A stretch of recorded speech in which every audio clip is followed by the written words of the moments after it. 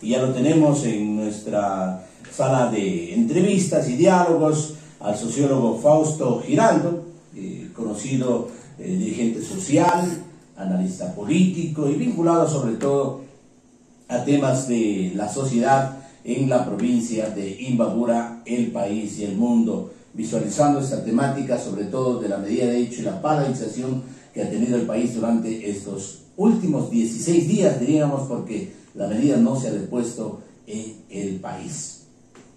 Difícil, duro, complicado, que se sienten las autoridades al punto que han llegado hasta el momento y ya parece ser de que haya una salida definitiva a esta medida de hecho. Bienvenido, mi estimado Fausto, buenos días. Saludos cordiales, un gusto a todos los oyentes y a usted, aunque sí, realmente la situación es muy difícil para el país, para los habitantes sobre todo, que debemos soportar no solo las consecuencias del paro, sino también las consecuencias de una falta de gestión gubernamental. Fíjese usted lo que se hubiese evitado si es que el gobierno entendía esta necesidad de sentarse y dejaba a un lado la tosudez que tuvo desde el inicio y los errores que cometió desde el inicio de la paralización. Recordemos de que el primer error fue el haber detenido a Leonidas Issa. Ese fue el primer error, porque a la Esto final cambió los ánimos. Sí, a la final el movimiento indígena tenía un cronograma de acciones, ¿no es cierto? Ellos decían una acción progresiva establecida. Y el día lunes se declaran al paro y el día martes resulta que detienen a Issa y entonces aceleran la movilidad social, la indignación del movimiento indígena y obviamente pues el resultado es este. El resultado es este, que caldearon los ánimos por un lado. Por otro lado, convirtieron o constituyeron al movimiento o a la movilización en una acción violenta, ¿no es cierto? Que en la que es muy claro ha existido una infiltración, intereses oscuros, yo digo, porque usted no se explica si es que el planteamiento de del movimiento indígena son 10 puntos que son dirigidos al gobierno, al ejecutivo. Usted nos explica por qué fueron a atacar las edificaciones de la Contraloría o de la Fiscalía, que nada tenían que ver o nada estaban establecidas o planteadas dentro de los 10 puntos de exigencia. Entonces no hay coherencia. Pero por ahí dice, o se aduce, o se manifiesta de que hay infiltrados buscando intereses también. Mire, yo creo de que existe eso, de dos lados.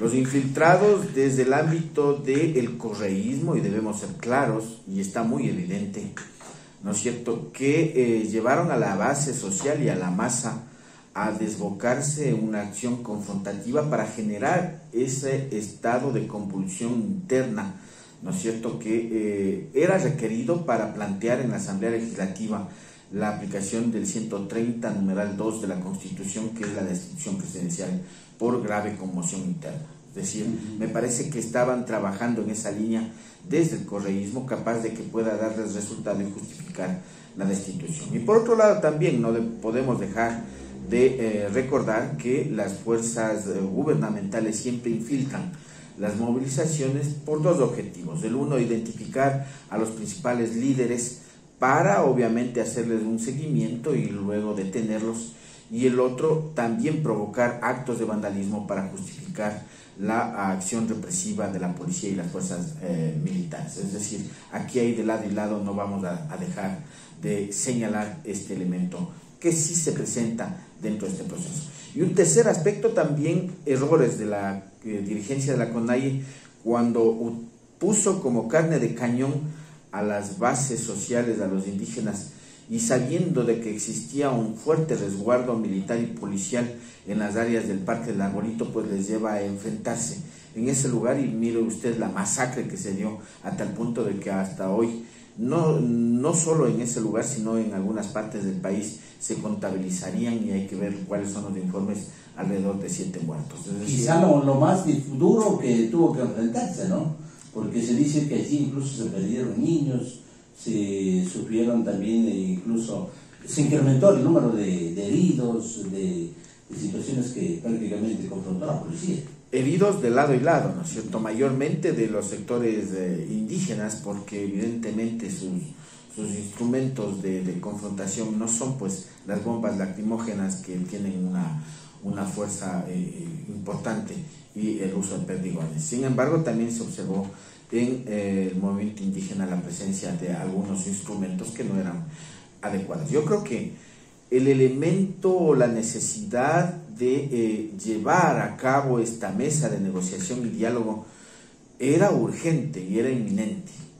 El llamado se lo hizo desde hace mucho tiempo, pero también habían justificaciones. El movimiento indígena o los líderes decían, bueno, es que hay que hacer esto para asentarnos. Y el gobierno también hacía justificaciones, porque el miércoles de la semana anterior era de sentarse, pero resulta que al presidente le da COVID en la mañana y en la noche ya no tiene COVID. Claro. ¿No es cierto? Fue rápido que es la muy situación rápido. de recuperación. Yo creo que el avance científico, no sé si sería producto de las 5 vacunas que ya debe tener el presidente de la República, y por eso se vanagloria de su campaña de vacunación, ¿no es cierto? Y el otro tema es de que cuando llama al diálogo, resulta que dispone el uso progresivo de la fuerza, es decir, no había coherencia, no había predisposición.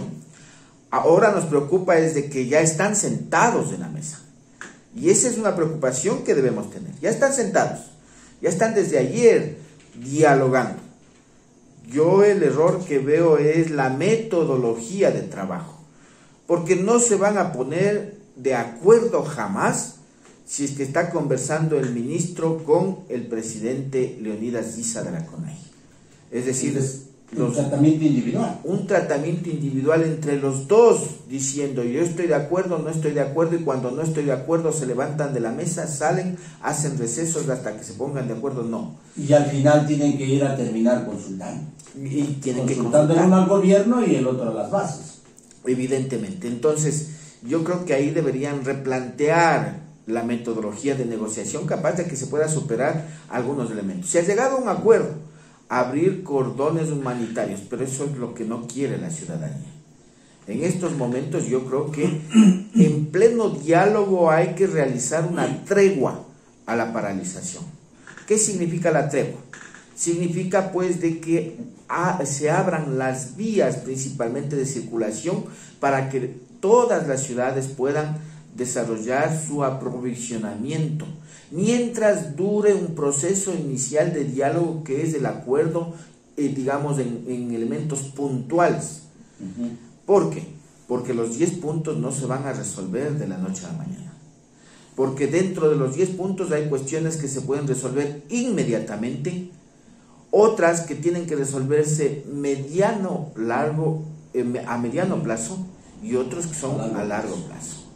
Y eso implicará entonces conformar equipos de trabajo para que vayan analizando cuáles son los aspectos en los que van llegando a acuerdos, en los que van analizando, y en función de ello, evidentemente, que puedan a la final hacer las consultas que quieran, pero que se permita entonces un proceso también ya de reanimación o reactivación del proceso productivo ya en el ámbito de los negocios locales comerciales y actividades educativas, etcétera, que necesita la ciudad. Con esto que no se levante diciendo, la medida de hecho en su totalidad, y eso daría la tranquilidad.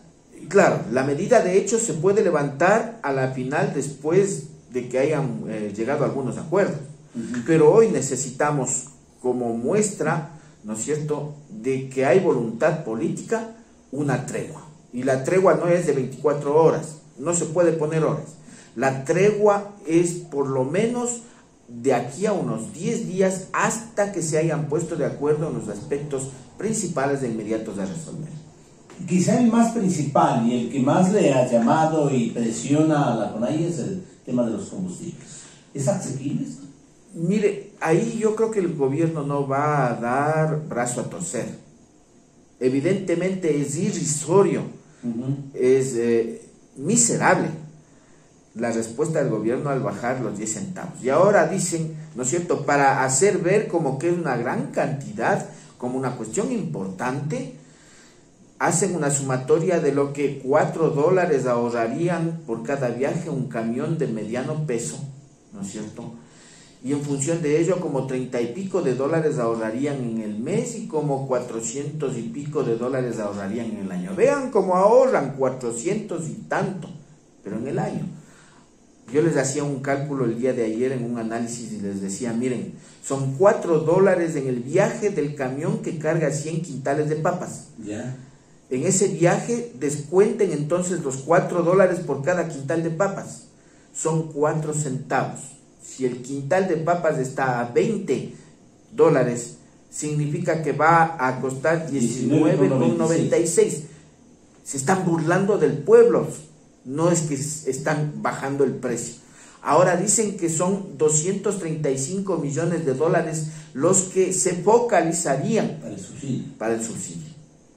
Y resulta que no es así, pues, porque tienen 8.000 millones de dólares en la reserva monetaria y no necesitaban entonces decir que están reduciendo, que están aumentando el monto del subsidio. Porque lo que tienen que hacer, ¿qué hace usted en su casa cuando tiene problemas? Cuando su casa se cae a pedazos en la construcción, cuando sus hijos no tienen que comer y sus hijos no tienen cómo ir a la escuela, cuando sus hijos están enfermos y su familia está enferma. ¿Qué hace en su casa? Coge y empieza a seguir poniendo en la cuenta de ahorros y sigue poniendo en la cuenta así se mueran sus hijos de hambre y estén enfermos, o utiliza sus ahorros para invertirlos, porque es una inversión a la final de futuro, para garantizar la vida de sus familiares. Eso es lo que estamos planteando. Entonces, con ello no va a decirles a sus hijos, es que estoy aumentando el monto del subsidio. No. Es invertir en solucionar los problemas del país. Con ello no estoy de acuerdo, o no estoy diciendo de que estoy de acuerdo con la posición correísta de la destitución presidencial. Yo sé que el gobierno no ha hecho nada, pero creo que es importante que la exigencia social y ciudadana apuntale más bien a otra proyectiva. Se le canalice desde ya para evitar todo un tiempo que puede tener después con tantas situaciones complicadas que se le puede venir, ¿no? Y se le va a venir, porque ahora son los indígenas, mañana será otro sector social. Y como ya lo dijeron los bananeros. Evidentemente, y el otro problema es también los otros actores nuevos que surgieron a propósito de la discusión del 130 de la Constitución en la Asamblea Legislativa, para que no haya esta paralización. Cuando los indígenas proponen y dicen que se resuelve el problema de la crisis sanitaria o de salud u hospitalaria, ¿dónde estaba la Asamblea Legislativa en vez de estar fiscalizando la acción de la ministra de Salud y la provisión de medicinas o de médicos?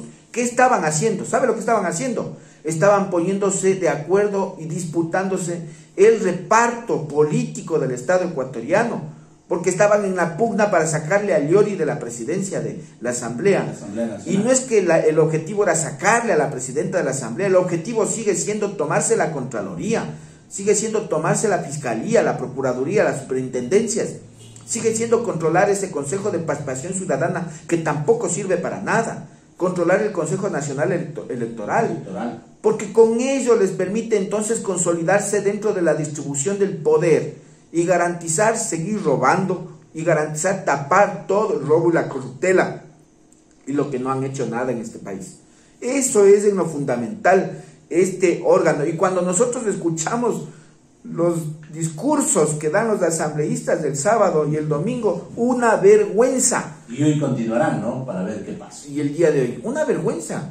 Discúlpeme, es decir, estos señores no llegan ni asambleístas de gallera de barrio, porque cacarean pero sin sentido, sin objetivo. Fíjese usted que publicitan videos uno tras otro, pero yo digo, bueno, van a exponer a alguien un argumento, una posición, un video bien elaborado. No, videos sacados de perfiles de Facebook. Es decir, yo creo que la calidad legislativa en este país está hecha a pedazos. Y la representación que tenemos como provincia de Imbabura, más aún. Yo creo que ese tipo de cosas son las que indignan a la ciudadanía que también hemos actuado como mestizos inadecuadamente al estigmatizar y al discriminar racialmente al movimiento indígena y al movimiento indígena, a la población indígena que ha actuado también en contra de la población mestiza cuando amedrentando pretendían que se adhieran al paro los propietarios de los negocios. Temas de educación, sobre todo del acceso a las instituciones educativas de nivel superior, tema de condonación de deudas, son otros de los temas también y el tema de la derogatoria de la ley de hidrocarburos, la ley de minería, que dan alcances a la extractivación minera, son otros de los temas que también ha sido la disputa y la pelea y discusión de la día de ayer. Mire, el de la universidad es complicado, el gobierno, y aquí tienen que ser claros. Y eso es parte de campaña. Fue una propuesta de campaña eliminar las pruebas de ingreso, pero no está garantizando el tema del ingreso con la eliminación de las pruebas. ¿Por qué? Porque la Universidad Ecuatoriana en este último semestre ha tenido una reducción de esos 80.000 jóvenes que no pudieron ingresar a la educación superior. Y si sumamos de esos 80.000 jóvenes con los años anteriores, se habla de que estarían sobre los 600.000 u 800.000 jóvenes que no han podido desde la creación de la ley de educación superior por parte de la Revolución Ciudadana ingresar a la universidad. Hay un recorte presupuestario a las universidades permanentemente, 2, 3 millones en el caso de unas, en otras 10 millones, etcétera, etcétera. Lo que no permite acrecentar entonces la capacidad logística, técnica, operativa de la academia para albergar a más jóvenes universitarios. El compromiso del gobierno ahora, que estamos en la paralización, no puede ser voy a fortalecer la educación superior, eso es general. Claro. ¿Cuánto van a entregar a las universidades para que las universidades creen construcciones de edificaciones, laboratorios, talleres, contratación docente, creación de carreras universitarias, etcétera, etcétera, para incorporar a nuevos jóvenes universitarios, sin crear una más universidad?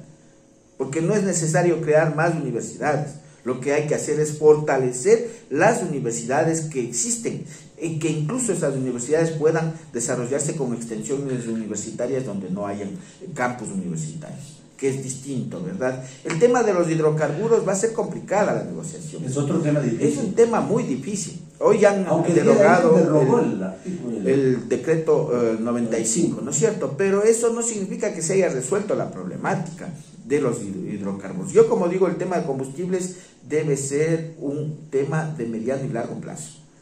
Pero hay otros temas, como el tema de la salud, por ejemplo. No puede ser decreto de estado de emergencia de la salud y ya, y no dice nada. No, tiene que ser muy práctico. Aquí tiene que decir cuándo se va a hacer la contratación de adquisición de medicamentos y que hayan todos los ítems necesarios para que se entregue a todos los enfermos y quienes requieren la atención médica. ¿Cuántos especialistas se van a contratar en los hospitales? ¿Cuántos médicos va a tener? ¿Cuánto se va a fortalecer el tema de los hospitales? ¿Cuándo se va a pagar y cuánto se va a pagar a la seguridad social, que es la deuda que se tiene y que están licuando ahora, ya no quieren reconocer el monto que corresponde? ¿Cuánto de esos 100 millones de dólares que dicen que tienen para la educación intercultural van a asignar y cómo van a asignar? Es decir, ya una cuestión muy práctica que implica entonces dar una respuesta a esa exigencia que no es solo del movimiento indígena, de toda la ciudadanía. Pero ante todo yo creo que es importante dos aspectos. El uno, ¿cómo va a asignar de manera objetiva y real el tema de financiamiento para la generación de empleo? Porque el problema en el Ecuador es empleo, porque no es un problema de costos de los productos, pero es el empleo. Claro. Ese es el primer aspecto, porque hay que garantizar ingresos económicos a las personas. Entre el desempleo y el subempleo es el 60% en el Ecuador, que no nos engañen. ¿Y eso qué implica? De que la gente está necesitando y por tanto hay inseguridad ciudadana. Eso crea la delincuencia.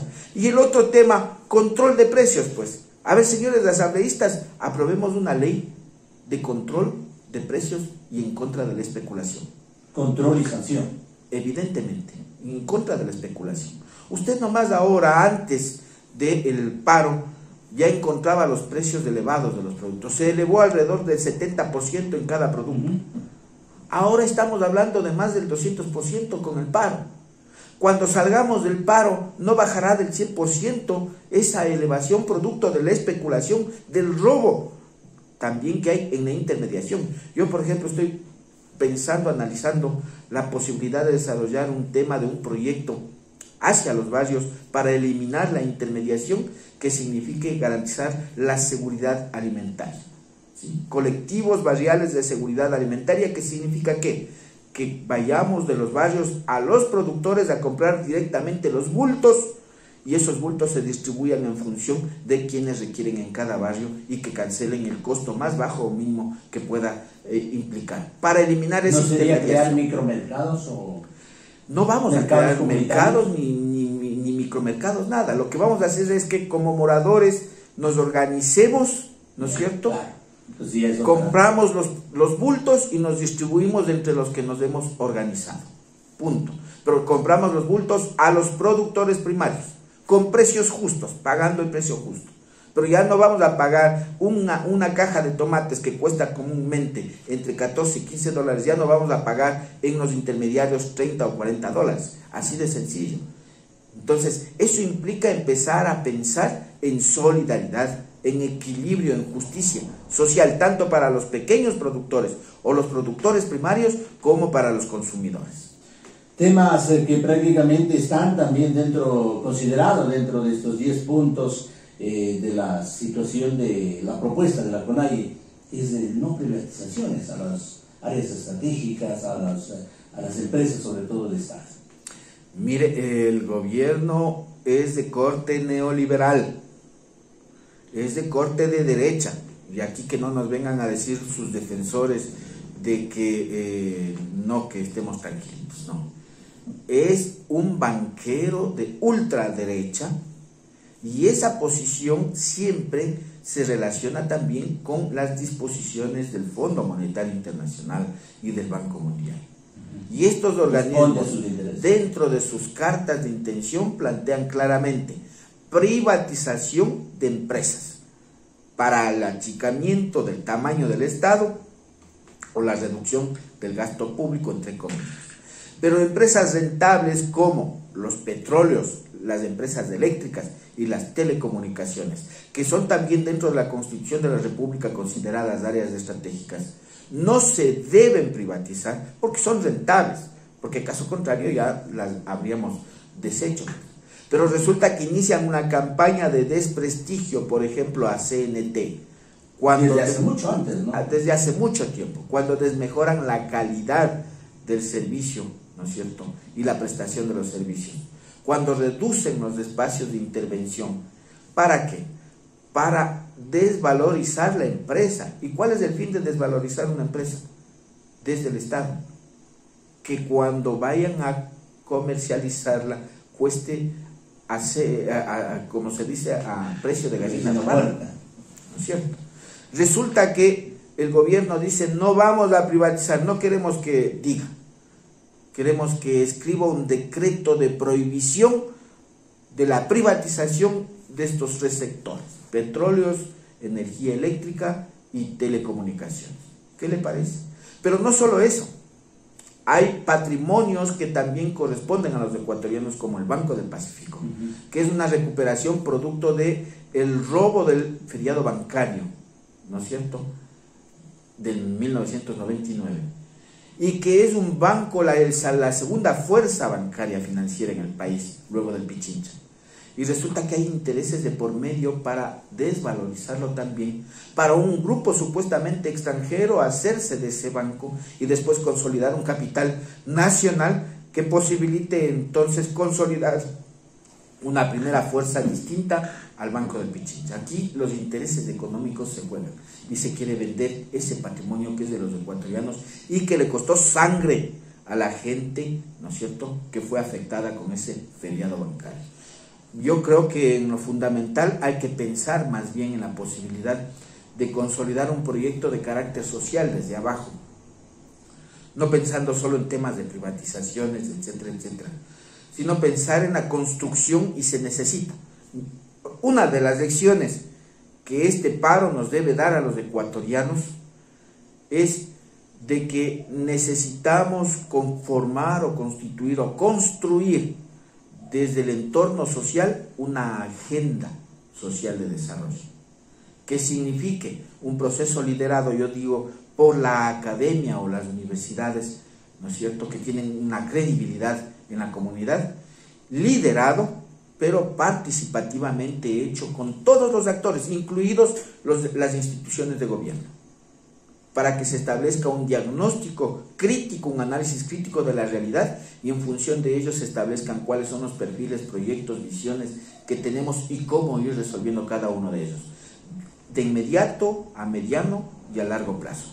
Entonces esa agenda puede constituirse en una hoja de ruta para la gestión gubernamental incluso del país. Que es lo que prácticamente lo están analizando, lo están debatiendo, y esperemos de que la solución y el encuentro final lo tomen ya el día de hoy. Ayer se hablaba de que tienen que venir con respuestas, ojalá a primera hora. Lo primero es levantar la medida de hecho y empezar nuevamente a que el país vuelva a la calma y a la tranquilidad. Esperemos de que esto se dé, mi estimado Fausto. Lo primero, lo que usted ha dicho, necesitamos una tregua objetiva de suspensión de la medida de hecho para que los ecuatorianos podamos recuperar energías, fuerzas, vitalidad, y después de unos 15 días quizás, si es que no han logrado ponerse de acuerdo, pues decidan.